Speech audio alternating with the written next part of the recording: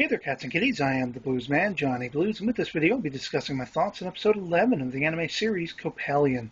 And this was quite a spectacular episode, I have to say, picking up right where we left off in the heat of the battle between the Coppelion unit and the giant mecha, the Iron Spider, which was a sort of hidden weapon of the First Division. And I was really glad that this almost lasted like half the episode, this waging battle with this mecha, because you don't want them to really beat this thing right away, even though these Coppelion girls have powers and things like that. I was really hoping that they wouldn't just boom, hit it once and then it was done. And sure enough, it was, it reminded me a lot of like boss battles in the Metal Gear Solid franchise, especially when you're going up against the giant Metal Gear mecha, that kind of thing. But you also have the Ozu sisters in this particular battle, like at the half point. And I like how it's step by step. First they try to shoot the hatchway at the underbelly of this thing. They get it to sort of flummox the machine and crash into a building, but then they end up inadvertently getting the white coat leader of the First Division out of his prison cell. He now pilots the thing, and you have Aoi, who's powers really ramped up and really sort of evolved in this episode, which I loved, because we saw her floating in one of the previous episodes, and it was kind of like, we haven't seen much from her. She's been very skittish, very easily scared, and everything like that. But here she's using an energy barrier, sucking in the electricity powers of one of the Ozu sisters, and using that to protect her as well as Ibarra, and it was just fantastic. But I really love that she manned up, too.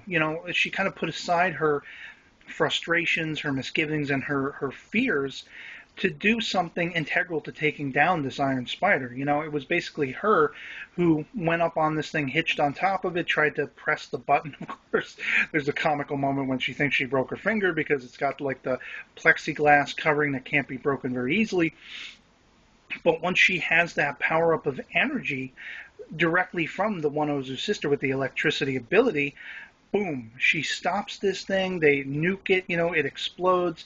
You have this white coat guy, it's funny because I love how this series manages to take the villains and even give them sort of a story arc.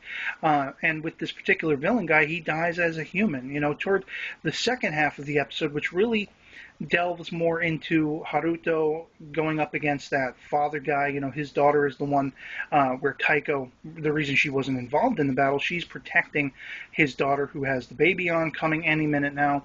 And I'm sure we'll be seeing that toward the end of the series in the last couple episodes, or however many there are as of the time of this recording.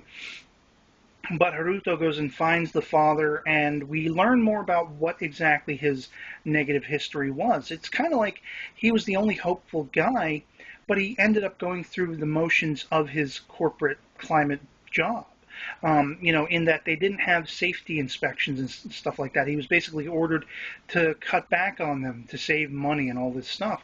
Of course, down to the almighty dollar, and that is one of the chief factors that contributed into the accident that created this Fallout Japan. So he naturally blames himself, but he's not actually a bad guy in spite of it all. And Haruto sees this, and it sort of develops and reinforces his own self-worth and the worth he's now seeing in humanity, like Ibarra has, something he questioned her on. Why do you want to help humanity? And even this father asks him that. And it's a level of, I see the light that human beings can be. You can be destructive, yes, but you can also, a select few of you can also best that destruction and reach beyond it. And that's what Haruto has finally seen. So it's all revolving around getting this train up and running, and you see all of these characters willing to experience a level of self-sacrifice, one for the other. You have the one get the injection that's supposed to help stave off the fallout radiation effects. He takes it, he tries to give it to Genai, and Genai's like, all right, whatever, and he takes it and injects the other guy. And so, people are dying left and right, unfortunately, and they're doing so in an honorable way to try to save the most of this situation.